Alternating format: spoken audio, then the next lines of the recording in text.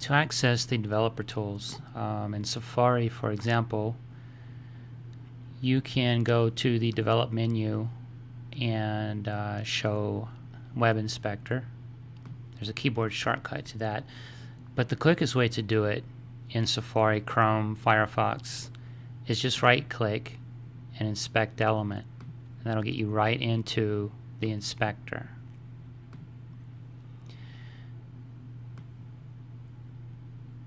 And unless you've detached it, it'll appear on the bottom like this.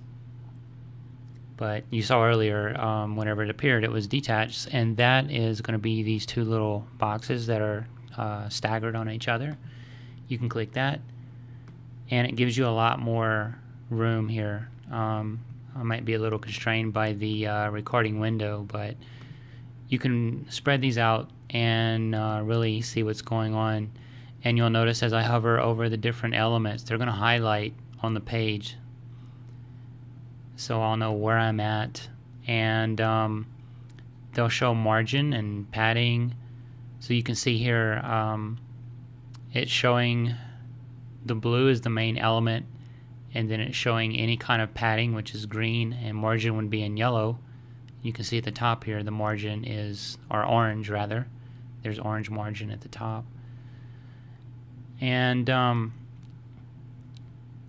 may have this open, which I don't really find useful whenever I'm debugging CSS. So you can just click right here, resources, close that, or sorry, right here, this little window.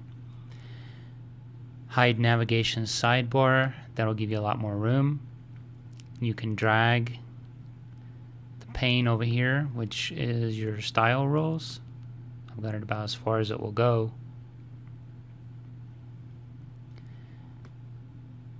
Now let's get into some of the more useful items of this. Let's say I want to do something with the menu. I want to try something out, or the header rather. This is up in the container element, and whenever I drag over these elements, okay, they highlight in the page visually, but also you'll see the little yellow hint gives you the dimensions of that element.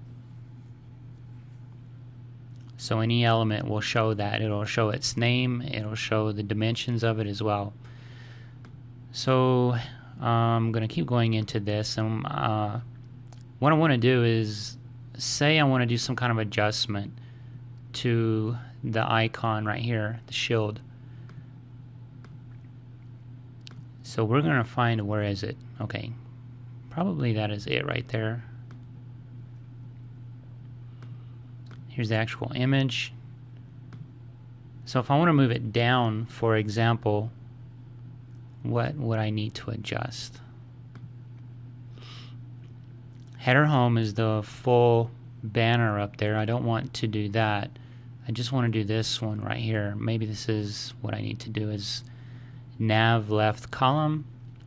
So let's try something. We're going to do add attribute,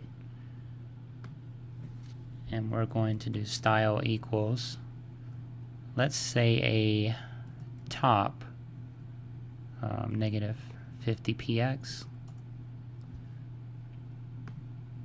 So that is having no impact, so probably that is not the right one. Let's go over here into our style pane, and I am going to do something with margin. I'm going to do a 50. Okay, so you can see we're probably too far out as we're deleting margin on that entire banner. And all I did here was just double click into a value and you can edit it. So I'll put that back at 0. Let's try something with header image. That is not what we want either. That may be inheriting. I was one too far up. Okay, so this does look like it. Let's toggle. I'm just going to uncheck this, the top 10 px. So there it is. This is the one, the element that we can adjust if we want to move this around.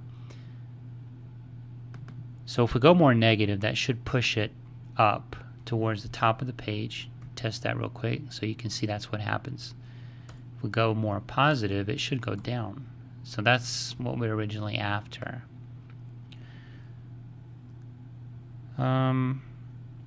Let's say I want to add padding to this. What I can do, let's see.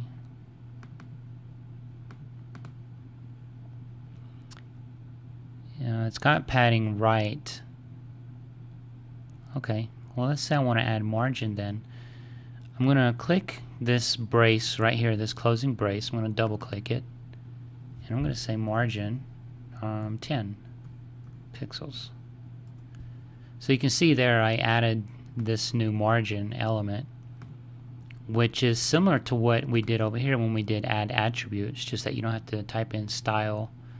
You can just do it here. And I kind of like doing it here because it's a little quicker to do it there. And this can also be toggled.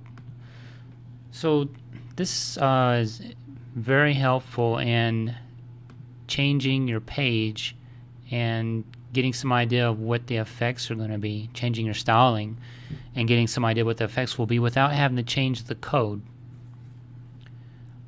You don't want to go too far into this though, because you may get some nice layout, and if you've applied a lot of changes, you still have to implement that in code, and you end up losing what you did here. So make note of what you're doing, because after a lot of changes, it may be kind of hard to go back and find what were all the changes that you implemented.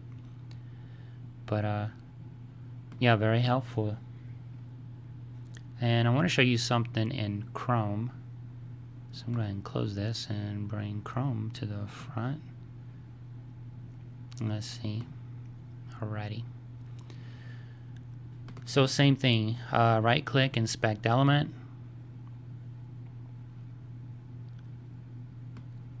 And Chrome will pop out as well. You can click the little staggered boxes down here.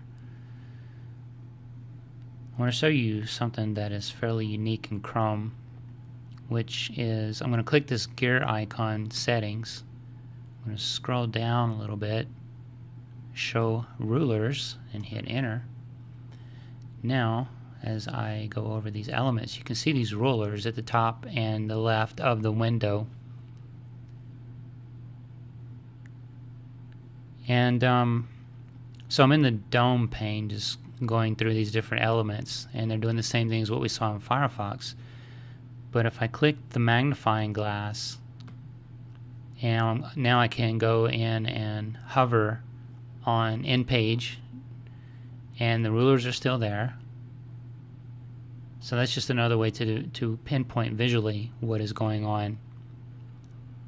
And in Chrome, instead of double clicking the closing brace to add a new element, you can click this plus and just add your element right there. And you can add attribute here as well and edit, same as in Safari. Safari does have this where you can go up in here visually. We'll look at that in a little bit. Down at the bottom, if I scroll through, it just walks this chain of however far in I've gone and highlights each element as that's happening. So let's go back to Safari real quick. And I just want to show how we can get something visually. I'm going to put this back at the bottom like we did earlier in Chrome. So I'm going to click the finger here, and now I'm highlighting everything in page versus down here. So that is another option. We're going to use these going forward, so you'll see me accessing styles over here in the rules pane, toggling things, adding new things, just to see the page adjust and what happens and what the effects of that are.